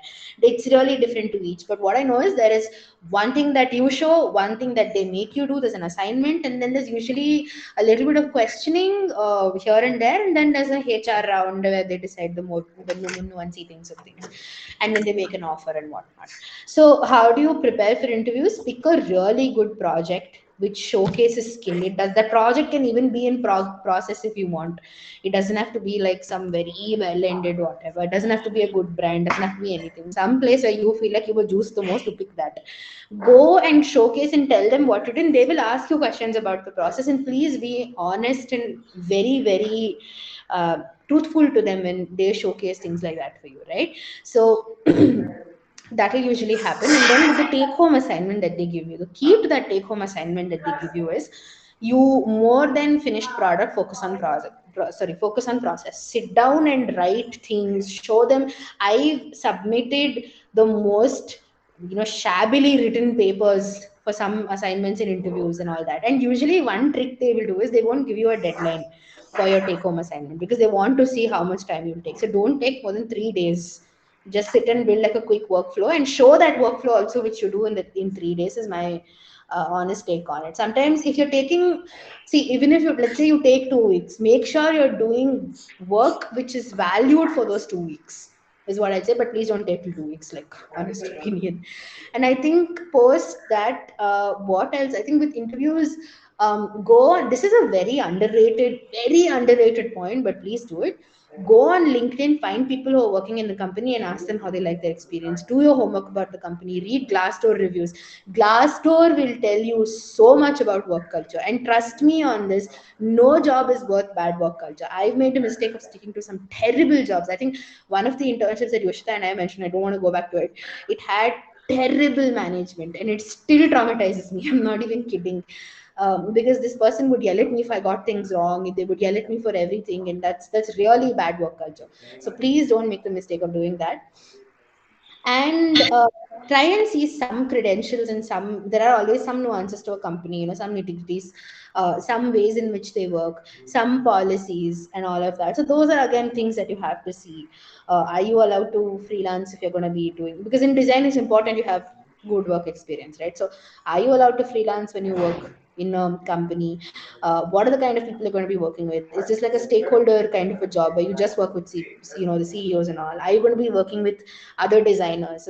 Assess the team, talk to people in and out of your team. So it's a long process. Make it worth the while. Sit down and do your homework. They will also do a major background check. Expect on your LinkedIn profile at least 15 searches from that company to appear in that 1 week. Different people will look you up. So polish your LinkedIn. That's also another thing you should really do. That bio which you write on your LinkedIn, no, when people come and read, oh, that should not have slang. It should not have. It should not. It should be a little professional, little dignified. These are like things that you need to look at in a job interview. Great. Yeah. If I may add to that, Sridhar, you wanna go? Uh, Yeah. Oh, it's okay. I'll go after you. Okay. So I think when it comes to interviews, there are three things, like personally, in my opinion. First is you are applying for the job, right? So even before you're applying for the job, what sort of job you're trying to apply? So when it comes to design, there are some zillion studios in this in the whole India. Like you will get a graphic design job anywhere, like graphic design, UI, UX. You will get a zillion different studios doing a lot of different things. So there are good companies like with well established design teams, let's say like Zomato, Swiggy, or something like that, and there are studios with which don't have like a really well established team. So point number one is when you're applying for companies, look for companies which has like well established design team, because you would want to associate yourself with people who know better than you.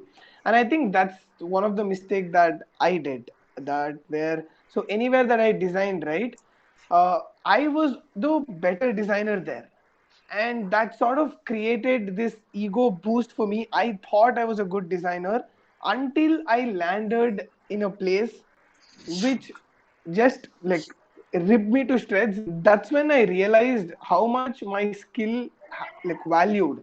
So initially I thought I was really good at something, so I didn't know, like I didn't assess my skills properly, but I thought I was good at it. So that's the first point: get into good, like apply for good companies with established design team. And second thing is during interviews, right? So this is my personal knack. So what I do is, first you will get a mail saying who will interview you. So I just go to LinkedIn and I'll go through their profile in case if there is any, if they have portfolio, I'll go through their portfolio. In that you will understand what are their values, right? Like what do they like. So you'll get a sense of that. And the other thing is, as a person there will be certain traits in you, right? Hone it. So for me humor is like my thing. So like personally, so for some people it might be something else. So whatever your thing is, like personally, just hone it. So usually I have this like a pickup line in any interview.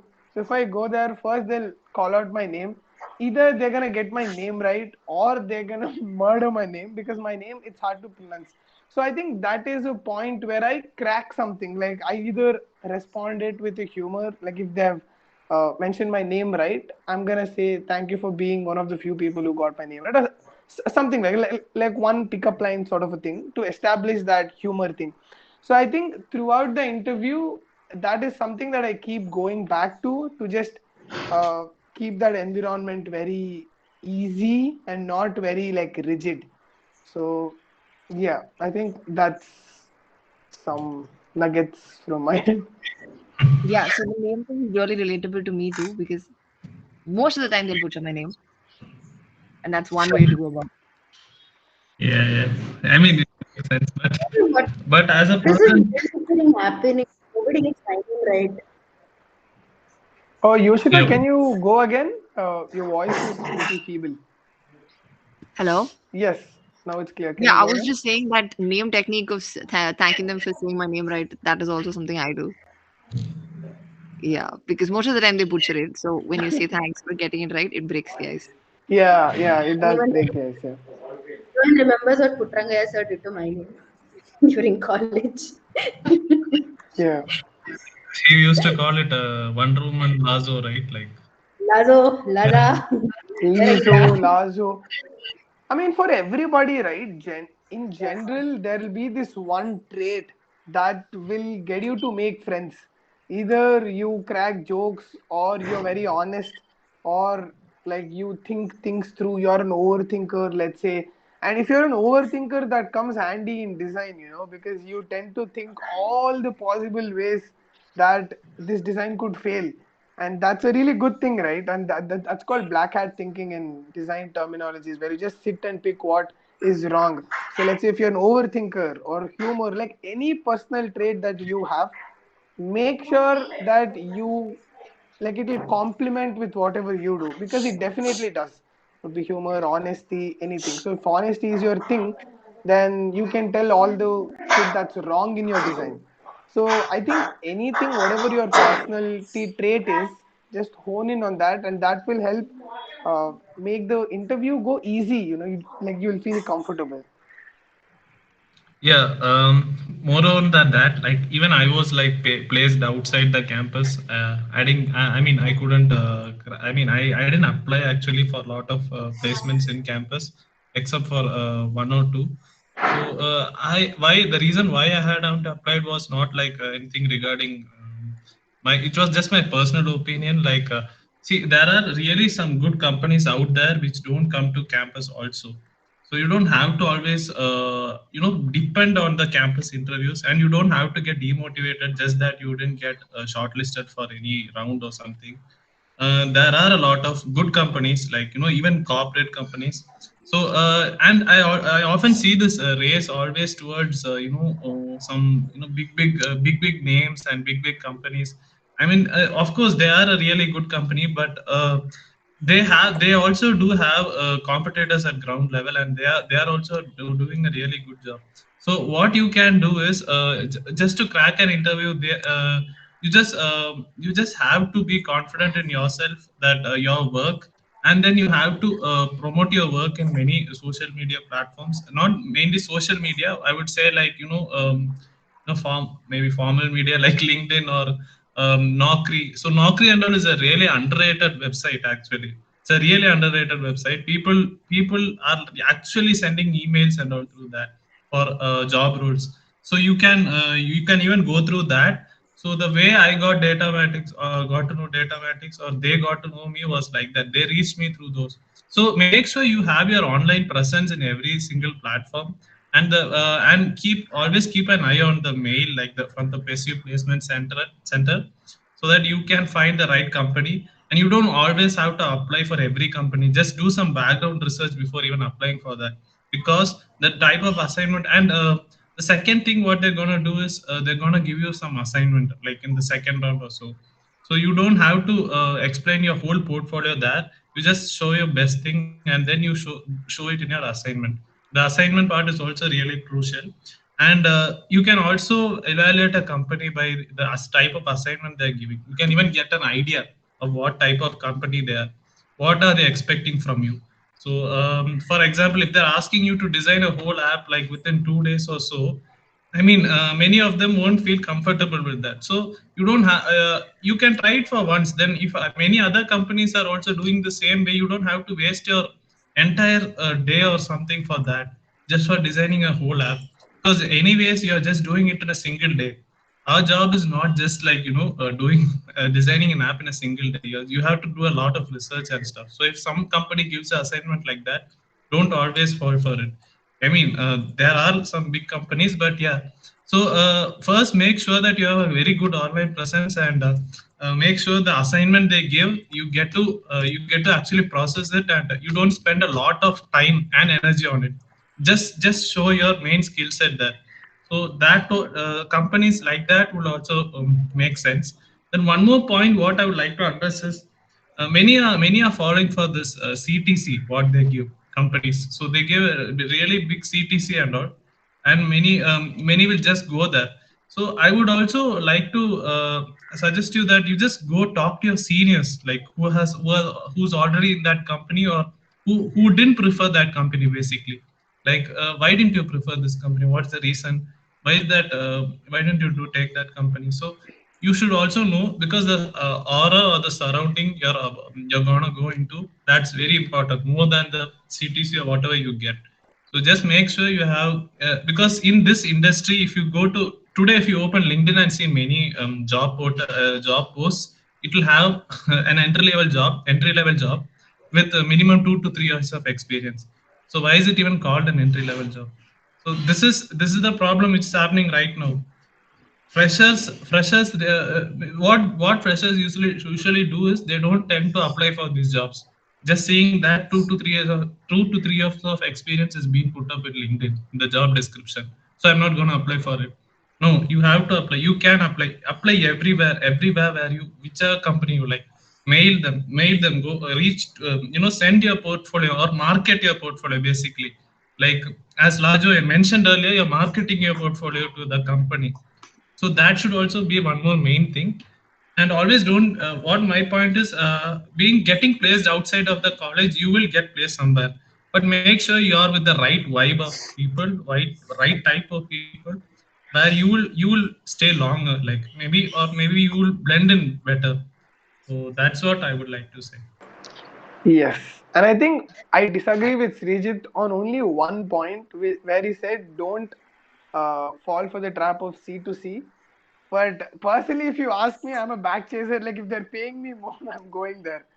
So I personally feel when someone is paying you more, that means they're expecting more things from you.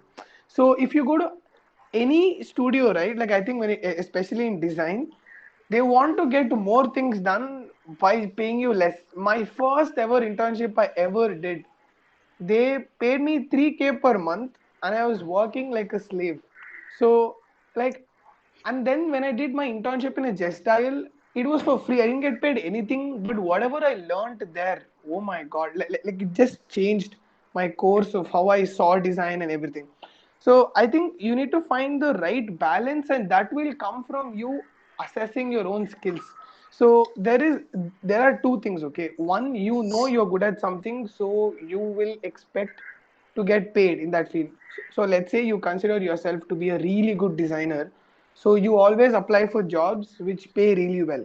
And let's say you personally, if you feel that you're not a good designer, then when you're applying for jobs, the standard that you look for is slightly higher because you want to enter easily and you think that good companies won't take you. I think being at either end of the extreme is bad, because let's say if you think you're a good designer, that means you're not a good designer because you don't know what you don't know. I think that was the trap that I fell into, because in my classroom I personally felt that I was doing a good job in certain aspects, so which gave me a confidence boost. And I thought I was a good designer. I thought I deserved to be paid more, and got cocky. So, and then when I got into that internship at Just Dial, that's when I realized, that's when I knew what I don't know. It's always important to know what you don't know, so that you'll always be humbled. So I think you need to be confident, but you should also know what you don't know. So yeah, that would help you filter out what sort of companies you can apply for. So Okay, yeah. thank you. Okay, so the next question we have was about how important our GPAs are, and also about our masters. So, like, should we do masters right after graduation or work for few years and then do it? And also, if like when people are recruiting us, if they look into whether your masters are like, do they care about if you did a master's degree? I think the first question was already answered. Like, Yes.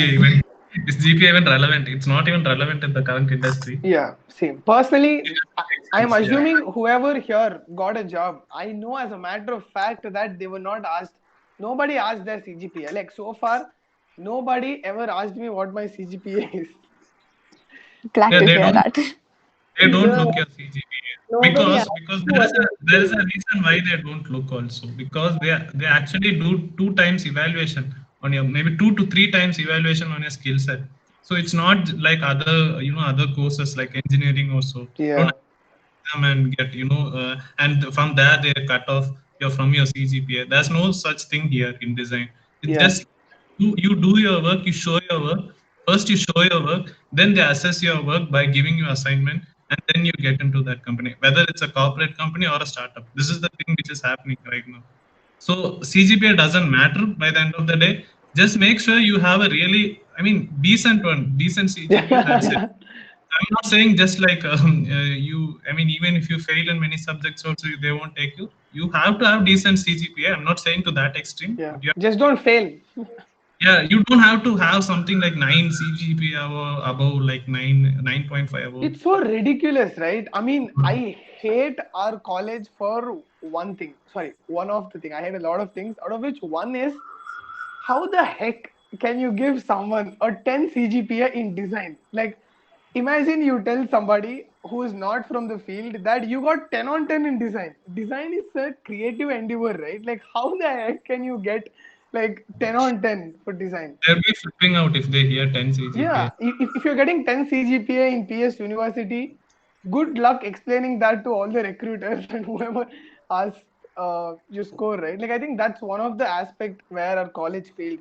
In our batch, see, I am pretty sure Lajo has a really strong opinion about this as me, where so there are so many people who got 9, 10 CGPA and they had a really hard time getting a job and like doing well for themselves, and there are people who just managed to like get a decent CGPA and they got placed well and they're doing really well for themselves, so it doesn't really matter.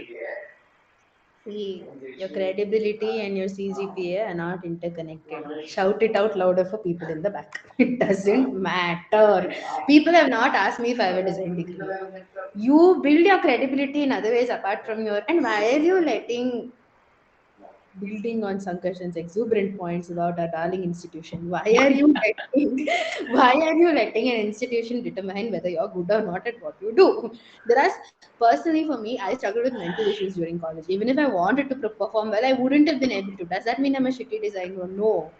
Just because I got a 7.9, they didn't give me whatever compensation everybody else got, 500 bucks. But my point my point also being, when at a good job, a good place to see how you fare at the assignment they set and as to what kind of work you've done. If they're asking you for your marks, don't work with them. Leave a bad review and pass it. Life lessons. Yeah. And what about masters? Like, should we wait and then do it or do it right after?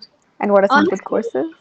let me tell you this. I have a friend right now who's in Boston University, right? She's studying her master's. I think we also have a couple of people who are doing the design Yeah. game Yes, masters right yes, now. yes. Yeah. I'm pretty sure they're they're one of the youngest folks in class. Like, I'm pretty sure about this. My friend is 23, and the person who's the second youngest after her is like a 28.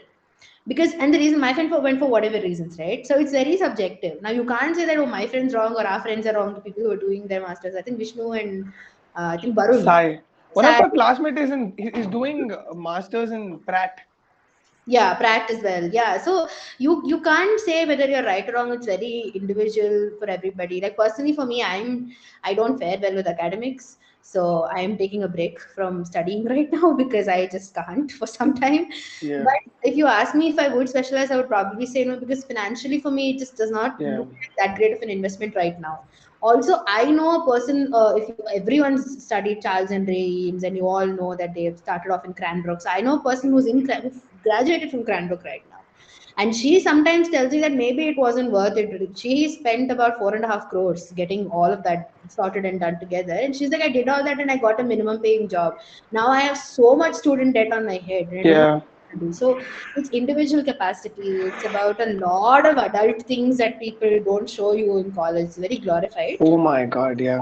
It's because the student loans are crushing. Can you imagine? Because when, and specifically the Indian society and the kind of pressure people put on you, you're going to be paying 60 or 70% of your paycheck in your early years to that degree. And people who we know, they obviously made these mindful choices. So this is a choice. I don't think this is a question to ask whether we should or not. That being said, always good to have some experience because those are extremely advanced concepts.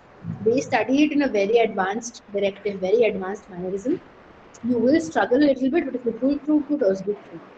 There's a Yeah. subject. And yeah, sure, correct, yeah.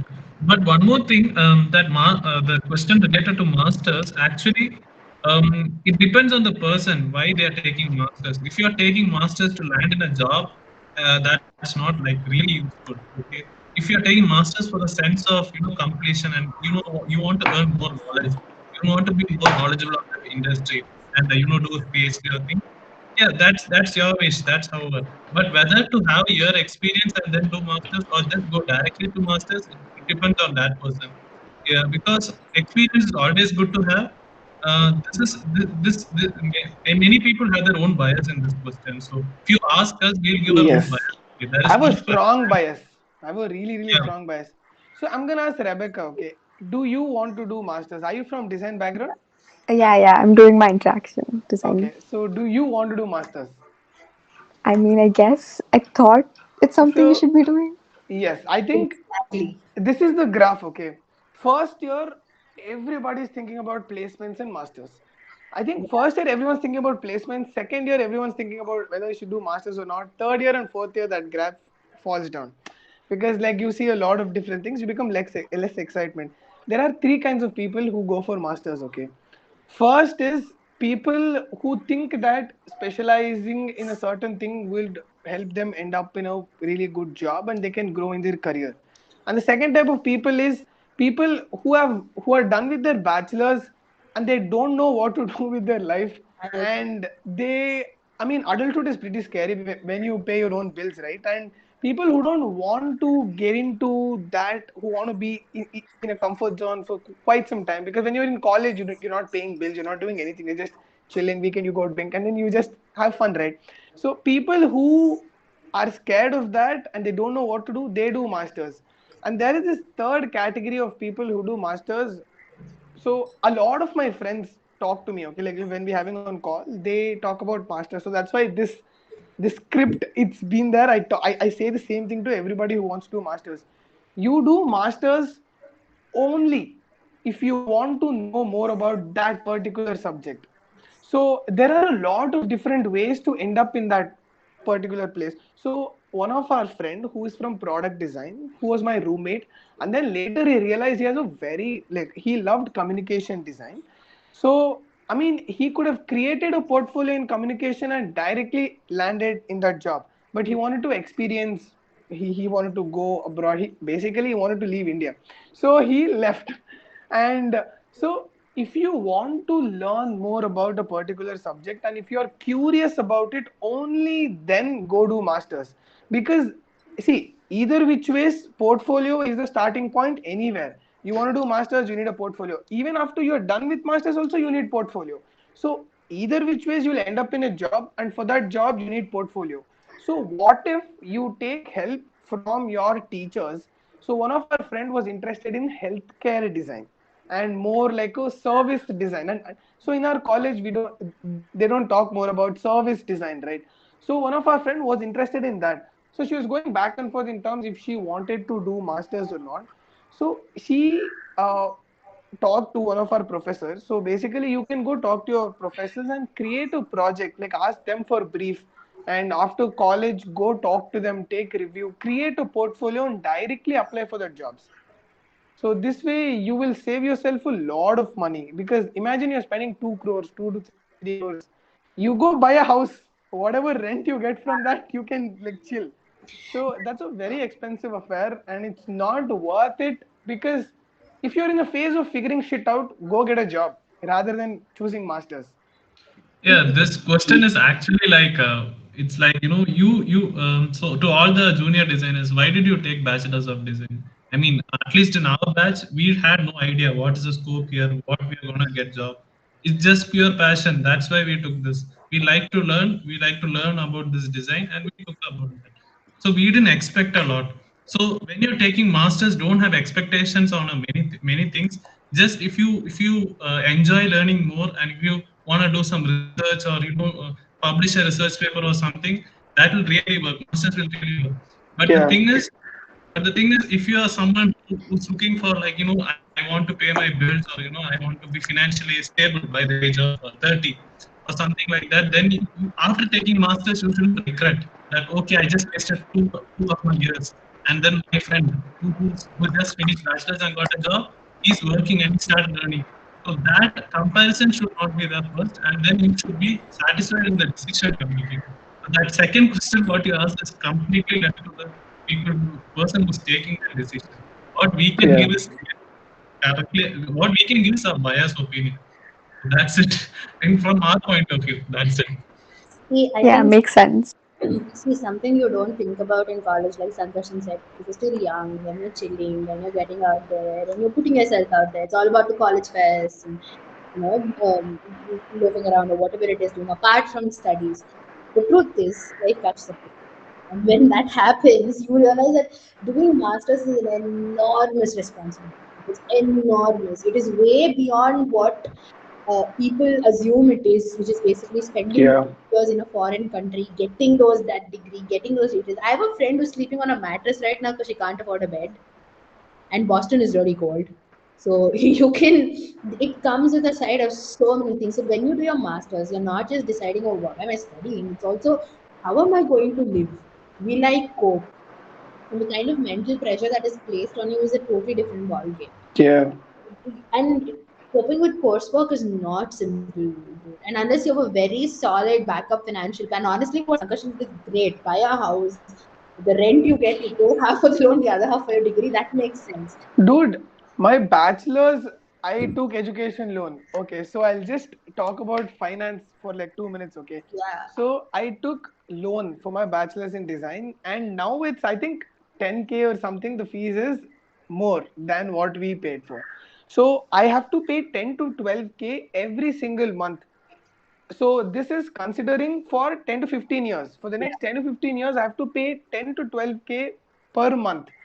Okay, this, I think the entire sum would come close to 15 to 17 lakhs, or like 12. Oh yeah, 3 fours are 12. Yeah, like 12 to 15 lakhs. But mine, I think the hostel and all of that, it came extra.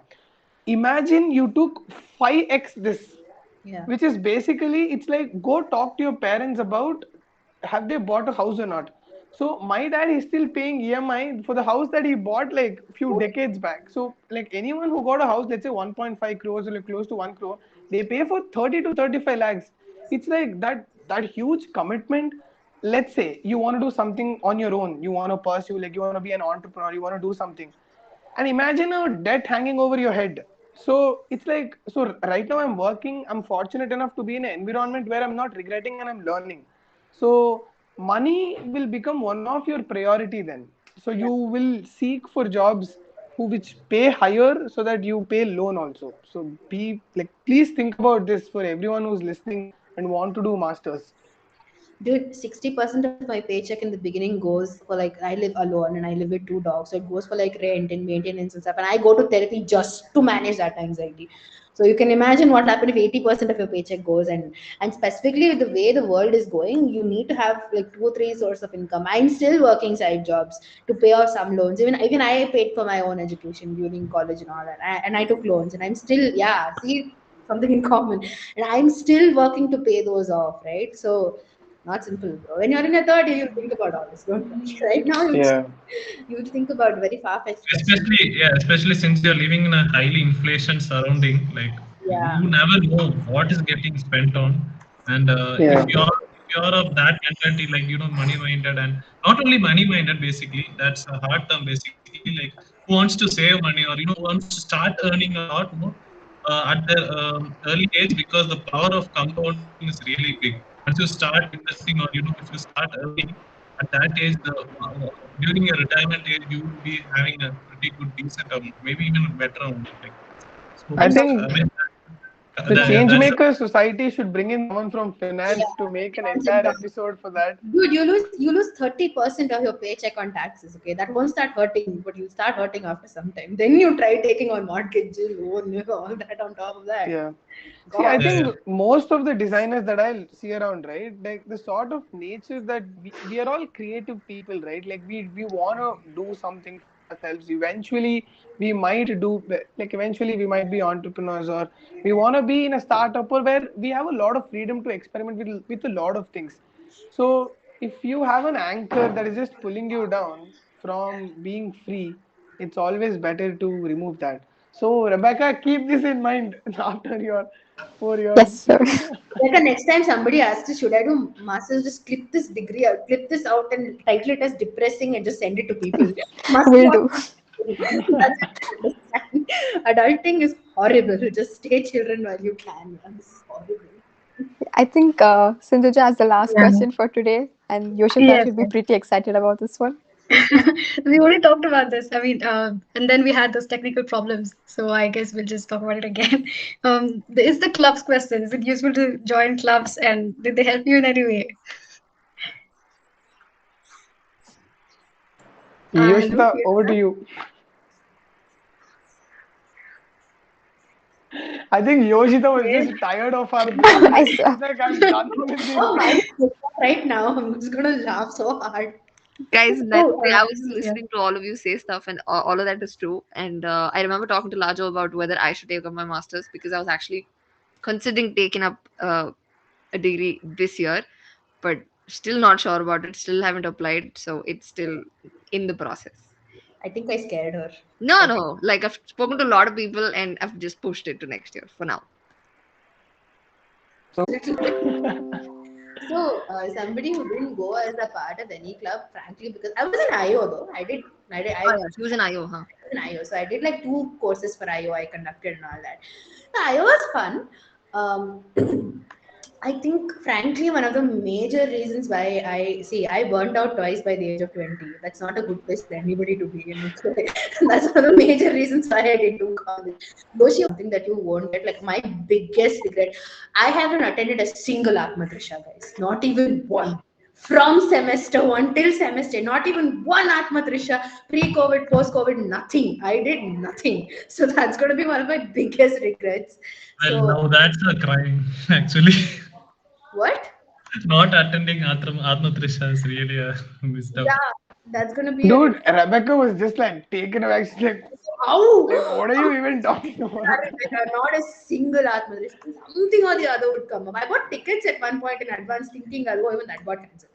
So yeah, I really regret missing out a lot of my social college life. Academically, I'm good. So I think my recommendation will be clubs have a huge social impact.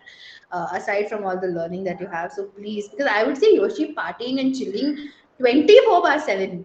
Okay, 20 by 7, those 4 hours she would sleep. 20 by 7, she was just chilling with someone or wherever she went. If Yoshi walked through like a road in college, she would say hi to at least 50 people. So I think it really gives you social status scores. So that is something you should really fight for No, this. no, no, no. That's a lot of hype. No, that does not happen. Yes, you do. No, but Does I not think happen. other than design, there are a lot of things you as a Yeah. human being are interested in, right? So we are a creative people and we I'll should jump get at a juicy anything I thing. want to learn. Like if it seems interesting and I want to know more about it, I will jump at the opportunity. I'll be like, come, we'll do. We'll try. Yeah. You could Not do even about theater. design only. Any club. I Yeah. think Haya was amazing. There's so many clubs that they were there, right? ECI. Yeah, yeah.